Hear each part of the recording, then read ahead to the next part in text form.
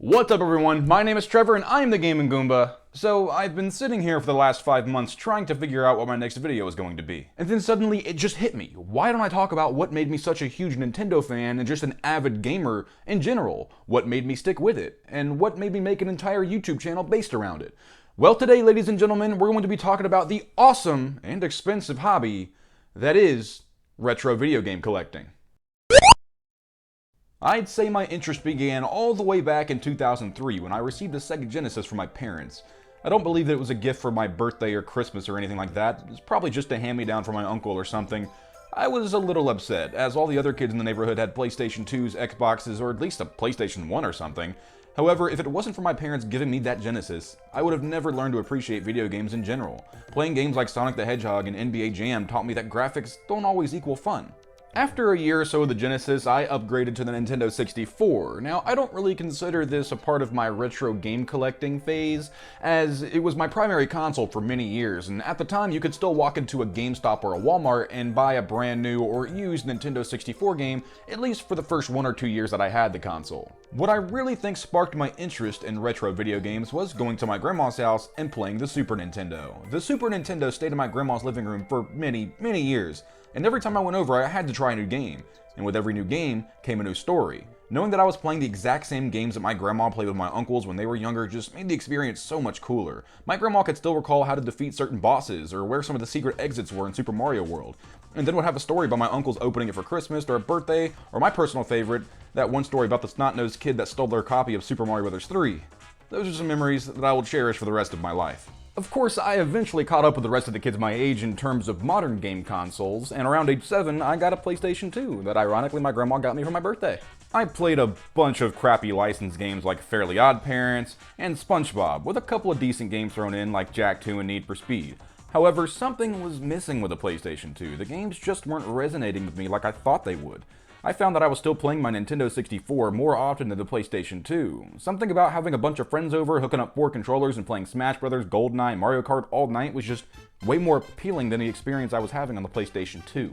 Now, don't get me wrong, I love my PlayStation 2. It was a hell of a DVD player. But for some reason, I just found myself enjoying the older consoles, specifically Nintendo ones, a little bit more. The years would go on, and eventually I would get a Nintendo Wii for Christmas one year, and while it would grow my love of Nintendo, the want to play the older games was starting to fade. The Wii had some awesome games, man. Super Mario Galaxy, Mario Kart Wii, Mario Strikers Charge, Twilight Princess, Metroid Prime 3, Super Smash Bros. Brawl. I was enthralled with all of those incredible new games. That wasn't until I stumbled across one little blue shopping bag, known as the Wii Shop channel. This was the first time I got a full glimpse into the world of retro gaming. This was when I realized things went even farther beyond just the Super Nintendo and the Sega Genesis. Whoa, there was a regular Nintendo? Ah, sweet, I can download all my favorite N64 games too? Wait, I can even download some of those Sega Genesis games I played when I was 4? And what the hell is a TurboGrafx 16? Ah, who cares? This is amazing! While I had fun playing those games on the Wii and it was super convenient, there was still something missing. I wanted to play these games on the original hardware, with the original controller, and the original cartridges. The problem was, all I knew about these consoles was the picture that was shown of them on the Wii Shop channel. That was it. So then, I turned to the only logical place to get more information and a visual aid for these things I wanted to know more about, YouTube. And what did I discover? Let's just say I found somebody who was gonna take me back to the past. At age 11, I discovered the foul-mouthed, beer-drinking, game-destroying menace himself, the angry video game nerd. I got what I came for, and so much more. I went in wanting a little bit more information about retro games, and I came out with a full-fledged entertainment experience. And it felt like it was made exclusively for me. I was immediately hooked.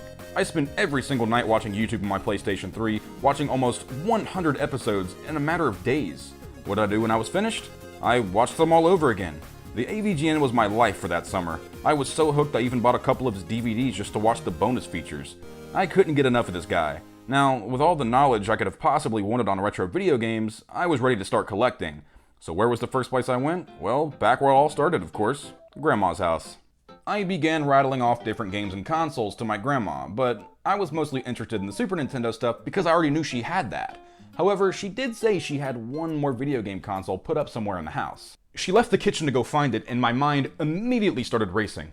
This whole time, my grandma's had a second retro gaming system in her house, and I didn't even know about it? What could it be? Maybe it's a Sega Genesis. Ooh, I wonder if it has the Sega CD and the Sega 32X attachment with it. Ooh, maybe she's got a TurboGrafx 16. What if she's got a Virtual Boy? She walked back into the kitchen with a big white box with 3 letters written on it. NES. Of course, the most popular video game console of the 1980s. How could I not think of that? I was still excited nonetheless. I had only ever seen one in person one other time at a friend's house. In the box there was a console, 2 controllers, an NES Advantage controller, and a stack of video games. I was looking at the start of my retro video game collection. The start of my collection was quaint, but quality. It started with Super Mario Bros. Duck Hunt, of course. Followed with Super Mario Bros. 3, The Legend of Zelda, Final Fantasy, Rad Racer, and 3D World Runner. Okay, mostly quality. I asked her if I could also take the Super Nintendo, and to my surprise, she said she still played it.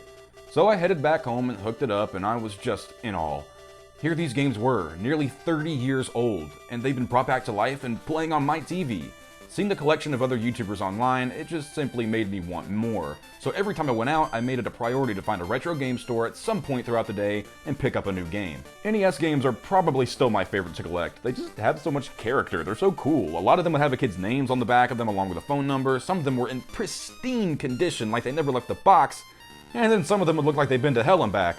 I even found a couple copies of video games that had Please Be Kind Rewind on them from Blockbuster. I just used to find that so amusing, like, wow, these silly grown-ups didn't know a lick about video games back then either, did they? I had everything from Castlevania games, Contra, Dr. Mario, Ninja Gaiden, Double Dragon.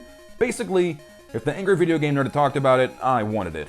This went on for many years. Every time a friend came over, I had to show off my collection. I eventually added other consoles like a Sega Genesis, an Atari 2600, an original Game Boy, and so on. However, something was still missing. I realized I was starting to get sort of burnt out on NES collecting, and I was getting nostalgic for the system I actually grew up with, the Nintendo 64. Hell, I didn't even own a Nintendo 64 anymore, and that was the one I grew up with, and I had memories with it. So I did the unthinkable. I loaded up my entire NES collection and took it to the local game shop. A console, 2 controllers, over 30 games, and a Game Genie. All of it gone. All that I came away with was an N64 console, 2 controllers, and 2 games, GoldenEye and Tony Hawk Pro Skater. To this day, I still don't know what the hell I was thinking. I was only a year or 2 away from being able to get a job and buy all the stuff that I wanted without having to sell off my year's worth of collecting. But with that, I started collecting for a new console, and that was the N64. And I found that my quest to reacquire all the games I grew up playing was the most fun I had ever had collecting. And also the most expensive. Seriously, why are N64 games so damn expensive? Why? I wanted everything, from the expensive ones like Super Smash Bros. And Mario Kart 64 to the worthless ones like Toy Story 2 and A Bug's Life. If I remembered having it as a kid, I wanted it. With this, I created a bunch of new memories. I took the thing on family vacations with me and played with my brother and sister, just like it was 2004 again. There was probably a year straight where me and my brother would play the original Super Smash Bros. Every single night. So while I look back from a cash value standpoint, I'd call myself insane. I lost a lot of money. But when I look back on the new memories made, I think it was actually well worth it. Of course, after I got my first job, I went back and started rebuilding my collection. While I'm not quite where I was with my NES collection back in the day, I have found it much more fun to collect consoles and having a few key games for each of them. This shelf I'm sitting in front of has a lot more than just these 3 consoles. I have an original Xbox, a GameCube, a Genesis, an Atari 2600, a PS1, and a PS2. And a lot more of that came from in my closet. I suppose as I got older, I became more interested in the history preservation aspect of collecting, rather than just having a big shelf full of video games that I'm never gonna play. There's just something so cool about having friends over, and every single one of them being able to pick out something they remember fondly from their childhood. And that brings us back up to the present day, and while I'm not as nutty as I once was in terms of retro game collecting, obviously I'm still pretty nutty. I didn't get rid of any of my stuff, so it's still really important to me and holds a special place in my heart. And if you guys have any stories relating to retro game collecting or just collecting nerdy stuff in general, I'd love to hear what you have to say in the comment section below. And I hope to have more videos out in the future for you guys. It's been too long. As always, thank you so much for watching, and I hope I'll see you in the next one.